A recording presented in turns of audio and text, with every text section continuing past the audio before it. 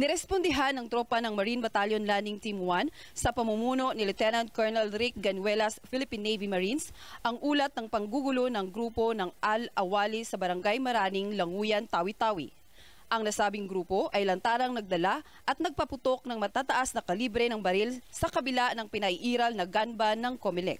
Nagkaroon ng palitan ng putok ang tropa ng Marines at ang nasabing grupo na nagresulta ng pagkumpiska ng mga baril at pagkasawi ng ibang miyembro ng Ala-Awali. Ang inyong Marines, kasama ng ibang ahensya ng gobyerno, ay seryoso sa pagpapatupad ng batas upang maidaos ng tahimik at mapayapa ang barangay at SK elections at patuloy ang tahimik na pamumuhay ng mga mamamayan ng Tawi-Tawi.